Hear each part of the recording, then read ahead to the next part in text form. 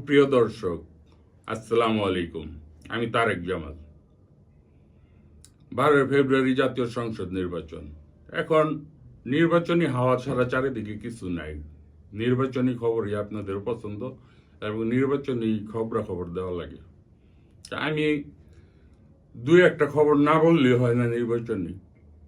আমি বলি একটু সামান্য আপনি একটু মনোযোগ সহকারে শুনুন আমার প্রিয় ভাই বোনেরা। আপনার শুনলে আমি উপকৃত হব, আপনার উপকৃত হবেন, দেশ উপকৃত হবে, সমাজ উপকৃত হবে। 2002 সাল 25 এপ্রিল ঢাকা সিটি কর্পোরেশনের মেয়র নির্বাচন। অন্য সিটি কর্পোরেশনটা বাদ দিয়ে দিলাম, আমি যেহেতু ঢাকা বসবাস করি ঢাকারটা বললাম। ঢাকা সিটি কর্পোরেশনের নির্বাচন।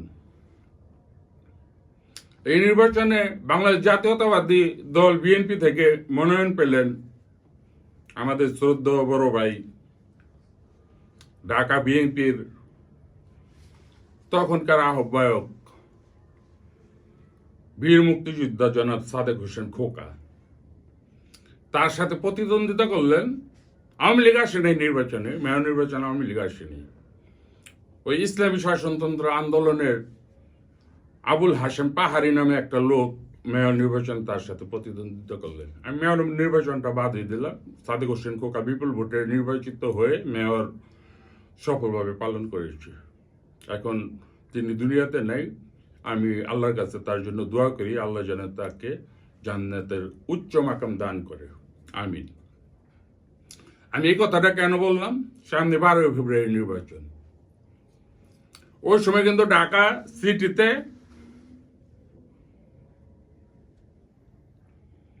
90টা ওয়ার্ড ছিল।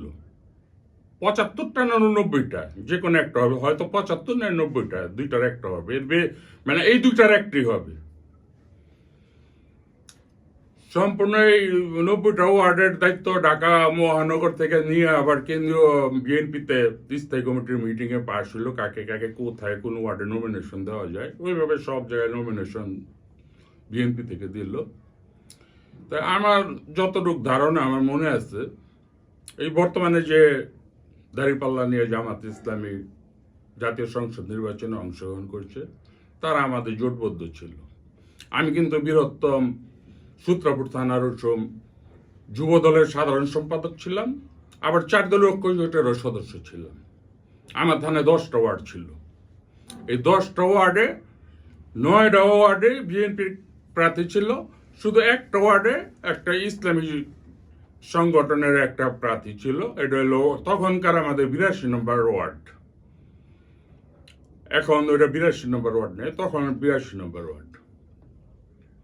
যাই হোক, আমার ওয়ার্ড বাদ দিলাম, আমার থানাও বাদ দিলাম। আমি টোটাল 90 এবং 75টা নিয়ে আসি। 90 হোক আর 75টা হোক, ওটা আপনারা যাদের মনে আছে তারা ভাববেন, অথবা আমার যদি আবার মনে হয় আমি এই ভিডিও হয়তো বানাবো না, তারপর কিন্তু এই দুইটার একটা হবে, 75 কিংবা 90।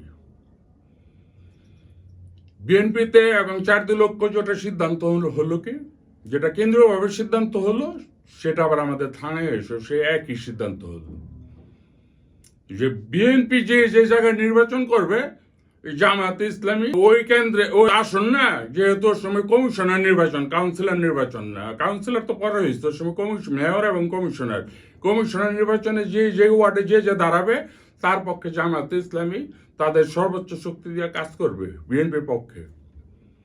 তবে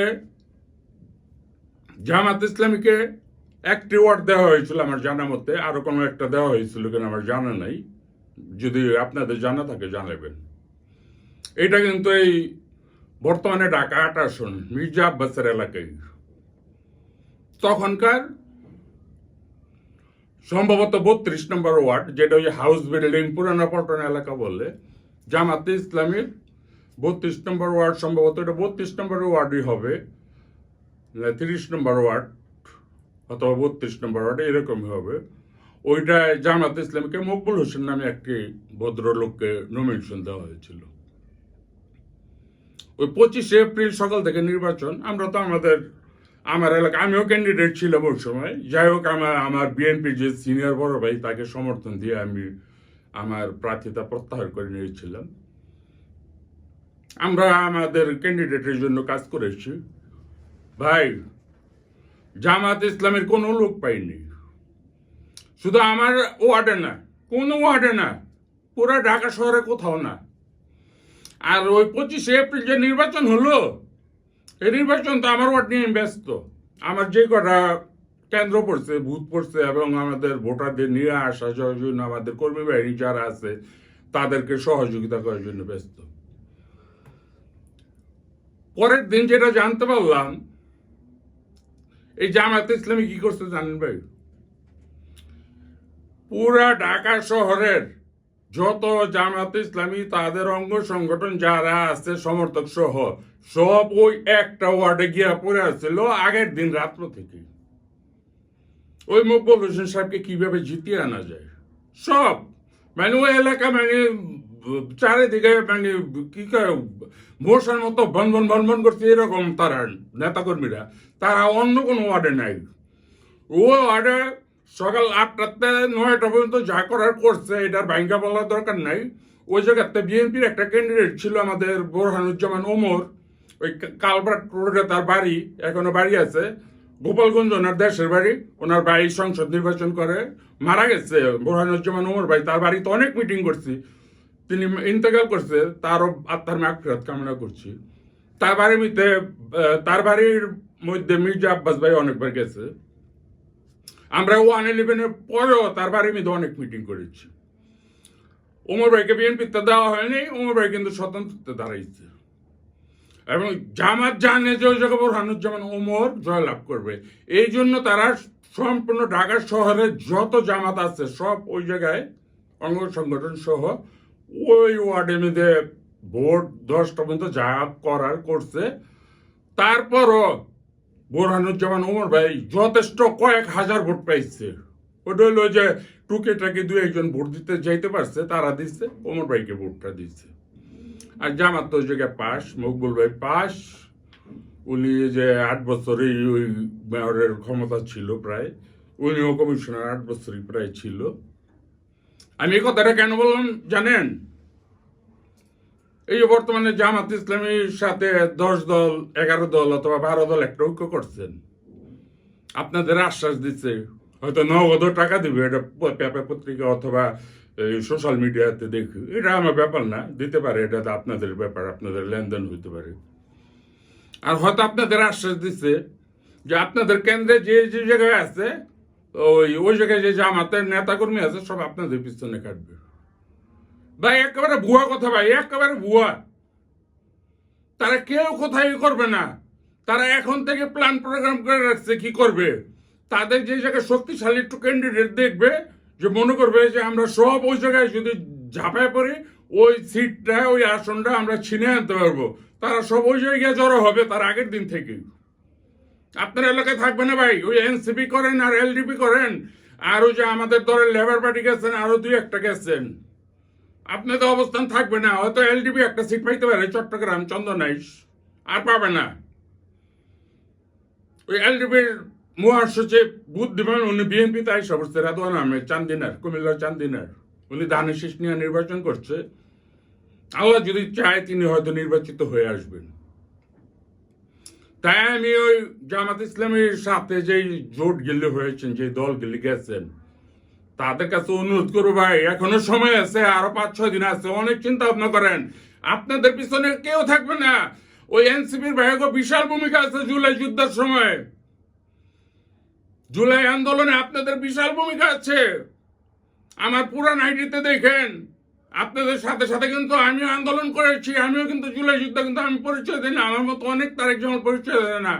আমার জুলাই যুদ্ধে পরিচয় দেওয়ার দরকার নাই। আমি তারেক জামাল একজন আল্লাহর বান্দা, নবীর উম্মত, এই পরিচয় আমার সবচেয়ে বড় পরিচয়, এর চেয়ে বড় পরিচয়ের দরকার নাই। আপনাদের এনসিপির ভাইদের বলছি, আপনারা তো ছাত্র সমন্বয়ক ছিলেন, আপনাদের অনেক ভূমিকা আছে। আপনাদের একটু পিছনে দিক তাকায় দেখেন তো, 5 আগস্টের পরে ওই দলটা আপনাদের বড় বড় মিছিলে মানুষ দিয়ে কিভাবে আপনাদের সয়লাভ করে দিয়েছে, মানে সফল করে দিয়েছে। আবার 2-1টা মিছিলে মিটিংয়ে দেখেছি আপনাদের কোনো মানুষই দেয় নেই, শুধু কয়েকজন মানুষ নিয়ে বসে রয়েছে। তার মানে মেইন গেটের চাবি কিন্তু তাদের হাতে, তারা যেভাবে ঘুরাবে তালা সেইভাবে খুলবে। তাই আগামী জাতীয় সংসদ নির্বাচনে জানি না কি হবে, কিন্তু আপনাদের 30টা সিট দিচ্ছে, তাদের 11টা দিচ্ছে, তাদের 5টা দিচ্ছে, এইভাবে সিট তো দিচ্ছে। আপনাদের 2-1 জনের জন্য হয়তো কিছুটা হয়তো কাজ করতে পারে, বাকিগুলো কোথাও যাবেন না। আমার ভিডিওটা দেখেন, আপনি কথাটা মিলিয়ে নিন। 13 তারিখে আমার গালাগালি করেন আমার এই ভিডিওটা আমি দেখছি আইসা ইচ্ছা মতো, যে ভাই আপনার কথা মিথ্যা, আমি যেটা বললাম এটাই সত্য। কারণ তাদের ইতিহাস তো আমি 71-তে দেখে আসতেছি, আর আমার পূর্বের ভিডিওগুলো বানাইছি, আজকেও বলে গেলাম কথাটা। আপনারা দেখেন, কথা মিলিয়ে নিন। 13 তারিখে আপনারা এখনো সময় আছে, সিদ্ধান্ত নেন। আপনার বিএনপির সাথে আসতে বললেন না, আপনারা একা নির্বাচন করেন, তাও ভালো করবেন, তাও অনেক ভালো করবেন। নিজের একটা শক্তি থাকবে, সাহস থাকবে। আমি ভিডিওতে আর কথা বাড়াবো না, আজ এই পর্যন্তই। সবাই যে যেখানে থাকুন সব সময় সুস্থ থাকবেন, ভালো থাকবেন এবং নিরাপদে থাকবেন। আসসালামু আলাইকুম। ভোট দিব কিসে, ঘামের শীষে।